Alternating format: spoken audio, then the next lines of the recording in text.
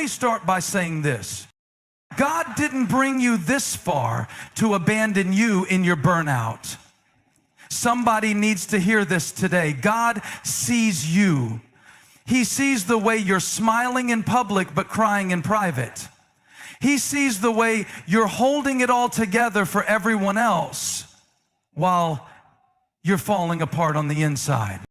And maybe you've been asking, God, where are you in all of this? You're tired, you're overwhelmed, you're worn out. But can I tell you something that might just change your perspective? God does his best work in tired places. He's not waiting for you to get your energy back before he steps in. He's not impressed by your ability to hold it all together. He's moved by your honesty when you say, God, I'm not okay right now. And here's the good news. Being tired doesn't mean you're failing. It means you're fighting. It means you've been showing up even when you wanted to give up. It means you've got endurance. And that kind of faith, the kind that keeps going when it's easier to quit, that's the kind God builds greatness on.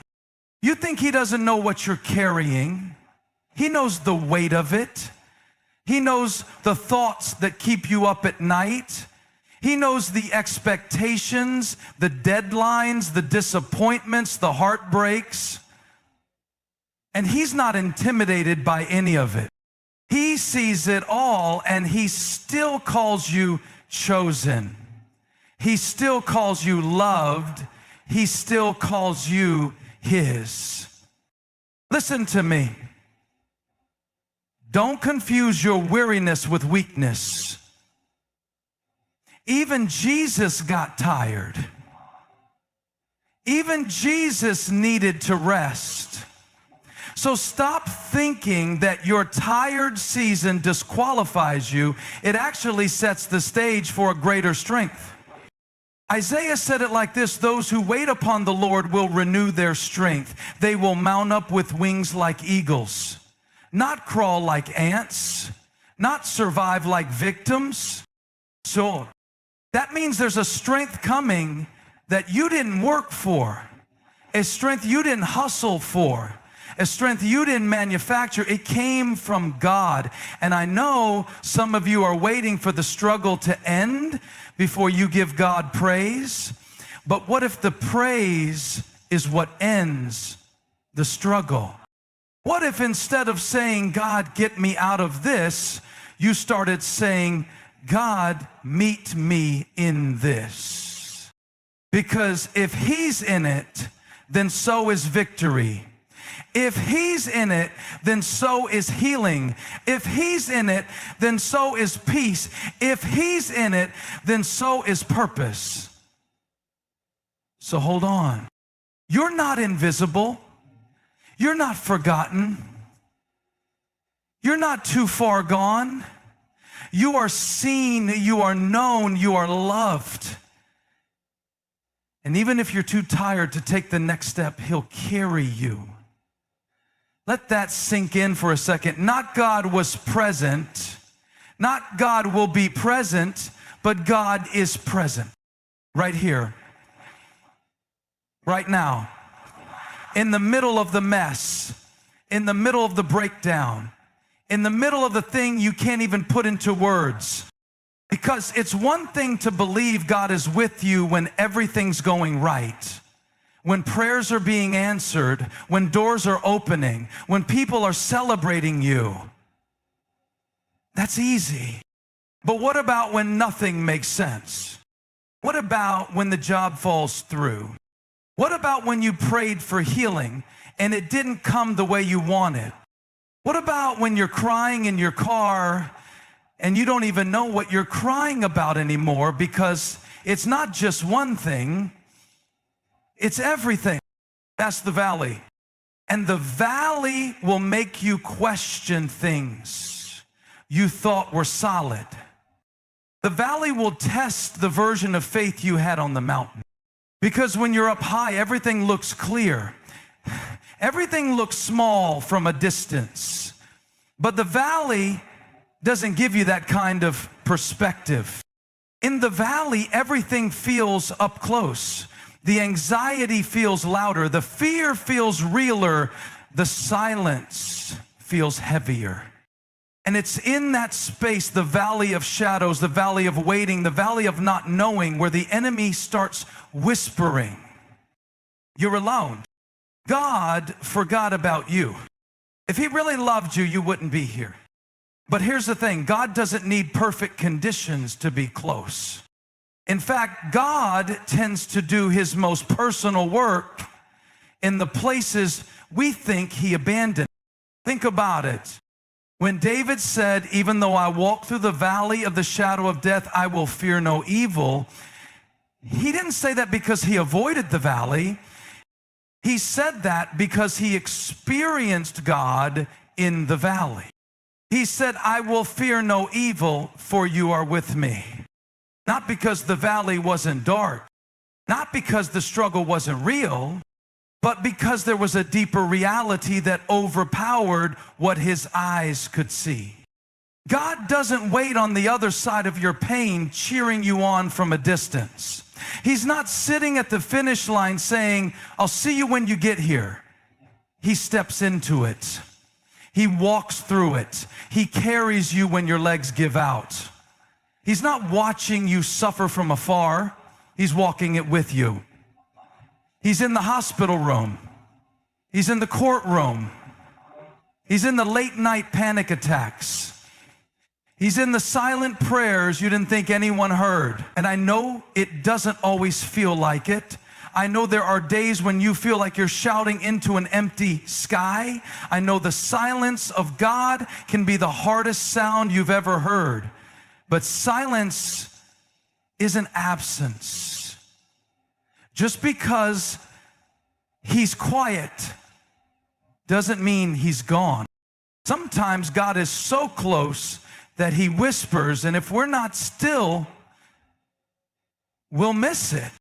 Sometimes he lets us walk through the dark so we'll learn to lean not just on our own strength, but on his sufficiency. Because if his presence is only proven in answered prayers, you'll miss the blessing of who he is in the waiting. The valley isn't evidence of his distance. It's often the very place he draws you into deeper dependence. When you have nothing left to hold on to, you realize he's been holding on to you the whole time. Feeling weary doesn't mean you're weak. It means you're human. Let's just break that lie right now. We've been conditioned to think that if we're tired, we're somehow failing. That if we're not always on, if we're not always pushing, producing, grinding, smiling, then something must be wrong with us. But that's not God's voice. That's pressure talking. That's culture talking.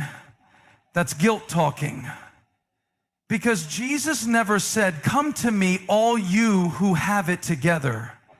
He said, "Come to me, all you who are weary and burdened, and I will give you rest." He invites the weary. He welcomes the worn out. He embraces the ones who've been running on empty and pretending they're fine. So when you feel exhausted, emotionally, spiritually, mentally, that's not weakness. That's not a lack of faith. That's not a character flaw. It's a sign that you've been carrying a load that's heavy. It's a sign that you've been showing up when it's hard. It's a sign that life has been pressing in and you haven't quit, even though part of you wanted to. And maybe no one else sees it. Maybe you're still showing up at work, still making dinner, still being strong for everybody else. But deep down, you're worn out. Not because you're lazy, not because you don't love God, but because you're stretched. And I need you to hear this. God is still working even in your exhaustion, even when you don't feel inspired, even when your prayers are tired sighs and half sentences, even when you show up to church and can't raise your hands because your heart is just numb.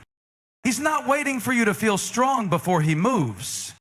He's not expecting you to pretend like you're okay just so he can bless you. He meets you in the weakness. He meets you in the weariness. The same God who formed the universe is not intimidated by your fatigue.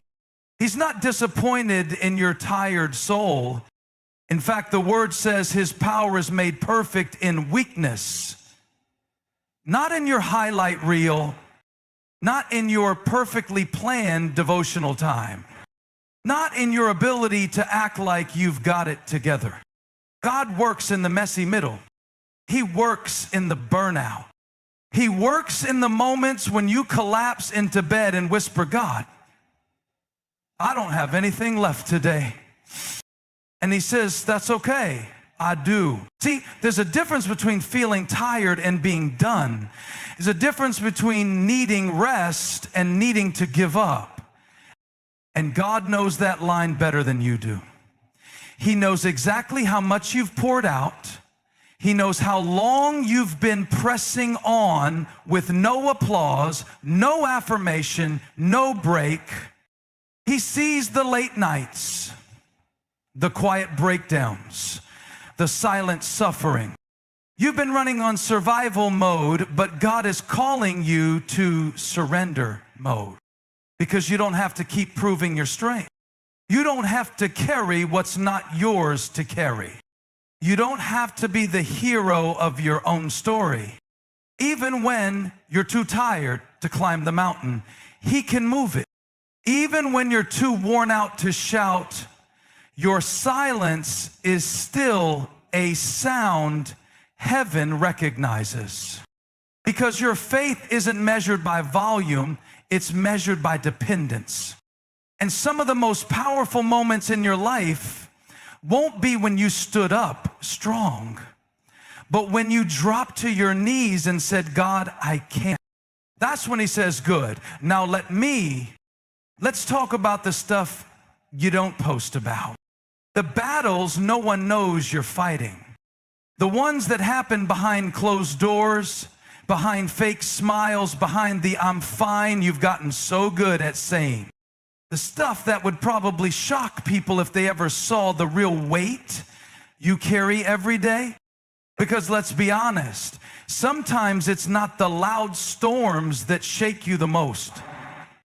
It's the quiet ones, the silent battles in your mind, the nights where you stare at the ceiling and wonder how you're going to hold it together one more day. The mornings where you look in the mirror and barely recognize the person staring back at you. You show up. You keep moving. You do what you're supposed to do. But underneath the surface, there's this constant pressure to perform, to be strong, to not break. Because if you break, who else is going to carry it? You feel like you're not allowed to fall apart because too many people are depending on you. But here's the truth. God sees what no one else sees. He sees the anxiety you hide so well. He sees the trauma you've never told anyone about. He sees the grief you carry like a shadow.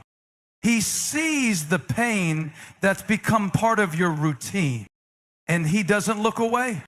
You may have learned how to silence your struggles in front of people, but God doesn't need volume to pay attention. He listens to the prayers you never say out loud. He hears the cries that never make it past your chest.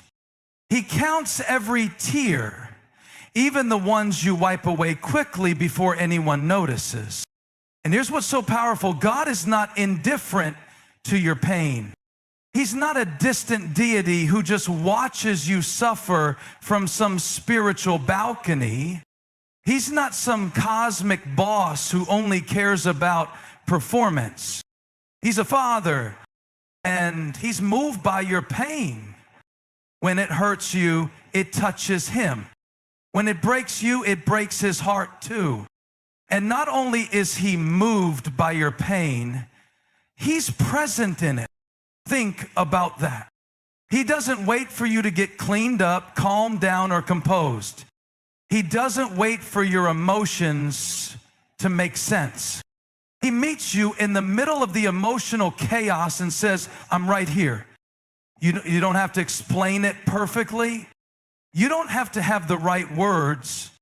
You don't even have to know what's wrong. Sometimes all you can say is, God, this hurts. Hey, and that's enough for him to respond.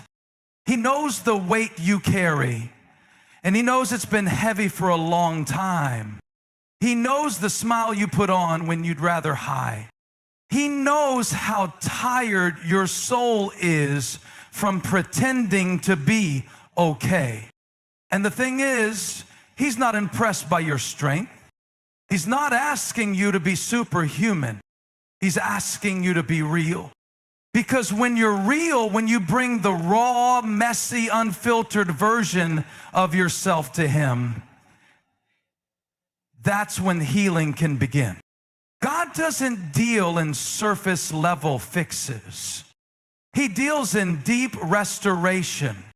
And sometimes what you've been hiding the longest is exactly what he wants to touch first.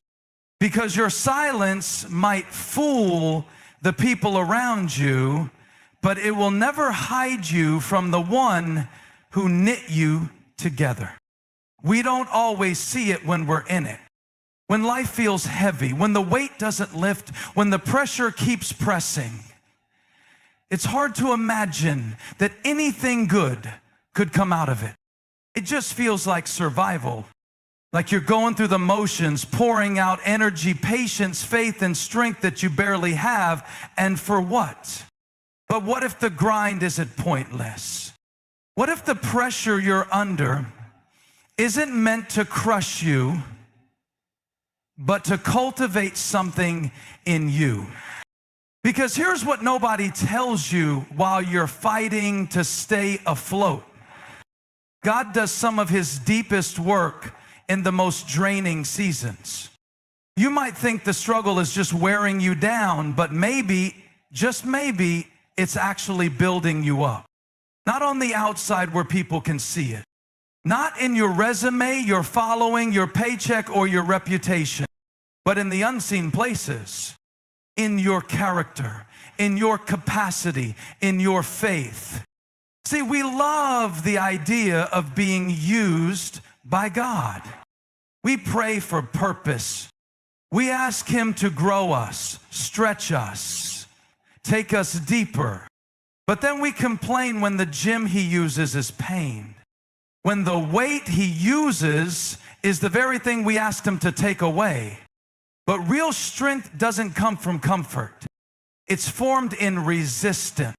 And sometimes what feels like the enemy draining you is actually God developing you. Look at David. God didn't make him king the moment he was anointed. He went back to the pasture, then the battlefield, then the caves. Before the crown came the grind. And it was in the grind that he learned how to lead, how to fight, how to trust. Or think about Joseph. Before the palace came the pit. Before the blessing came betrayal. Before the position came prison. But even in the dark places, God was producing something in him. And I know it doesn't feel spiritual when you're just trying to make it through another Monday. It doesn't feel holy when you're wiping tears off your face in your car on your lunch break. But don't mistake silence for inactivity.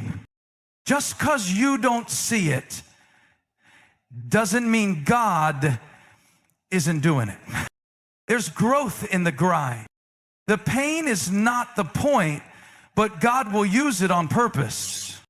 The situation that's been wearing you out might be the same one God is using to build your endurance, to show you what you're made of, to break you free from people-pleasing, to kill the pride you didn't know was in the way, to teach you how to depend on him in a way you never have before. And here's the thing, development doesn't feel good while it's happening. Ask anyone who's ever trained for something serious.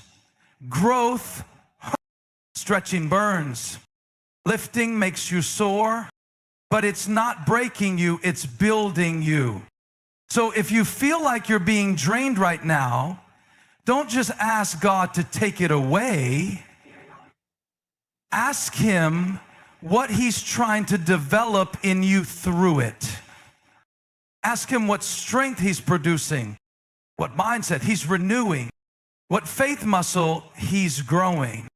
Because sometimes the things you're praying for, patience, strength, wisdom, peace, don't come in pretty packages. They come through pressure. They come through process. Let's be real, rest sounds good, but it's hard to live out. Because most of us have been taught to hustle, to push through, to grind until the job is done, until the inbox is empty, until everybody's needs are met and no one's disappointed. And somewhere along the way, we confused rest with weakness. We started believing that if we slow down, we'll fall behind. That if we pause, we'll lose our place. That if we're not constantly proving ourselves, we'll become irrelevant or forgotten. But that's not rest. That's fear wearing a productivity mask. Rest is not laziness. Rest is trust. It's saying, God, I know you're in control, even when I'm not in motion. It's saying, I believe you're still working, even when I stop.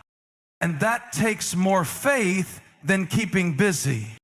Because if I'm being honest, sometimes it's easier to keep moving than it is to sit still and let God be God. Striving makes us feel like we're in control, like we're earning the breakthrough, like we're building the blessing with our own hands. But rest is surrender. It's saying, God, I don't need to force this because I trust you to finish what you started. You can't receive what you're too busy trying to manufacture. God never asked you to hustle your way into His purpose. He invited you to walk in it. He never said, come to me, all you who are crushing it. He said, come to me, all you who are weary, because He knows how exhausting it is to carry what you weren't built to carry. He knows the pressure you put on yourself to hold it all together. He knows how long you've been running on fumes, emotionally, spiritually, physically, and He's not asking for your grind. He's asking for your surrender. When you rest, you're not giving up the mission, you're giving up the illusion that it depends solely on you. You're making a declaration that God's strength is more dependable than your hustle. You're choosing presence over pressure. And that's not quitting, that's faith in action. Think about the Sabbath. God commanded rest, not as a suggestion, but as a rhythm of trust. Because He knew what constant striving would do to your soul. He knew we'd try to become our own source. He knew we'd be tempted to chase validation through our achievements. But He said, no, rest. Not because the work is done, but because you trust me with what's not finished. That's bold faith. To say, I know I've still got bills, I know there's still deadlines, I know there's still unanswered prayers, but I'm gonna rest anyway. Because I trust that God is not limited by my limits. And hear me, you're not being lazy by slowing down. You're not falling behind. You're creating space for God to move in ways you can't when you're too busy micromanaging every detail. Rest is resistance. It's defiance against a culture that idolizes burnout. It's spiritual warfare against the lie that your worth is found in your productivity. And it's not always easy. Rest takes discipline. Rest takes courage. Rest takes the kind of faith that says, even if I'm not striving, God is still sustaining. Because what if the very thing you've been praying for can only grow in the soil of stillness? What if the clarity you've been begging for doesn't come when you speed up, but when you slow down? What if rest isn't the interruption to your purpose, but the incubator for it? So maybe the most spiritual thing you can do right now is breathe, let go, rest. Not because everything is perfect, not because the struggle is over, but because you trust the God who never sleeps. You've carried it long enough. You've run hard. You've stood strong. But now it's time to surrender. Because the same God who gave you the vision will give you the grace to rest while He brings it to pass. You don't have to strive your way into what God already promised. You don't have to earn what's already yours in Christ. And let that rest be your revelation, that even in stillness, God is moving. Even in silence, He's speaking. Even in surrender, you are strong.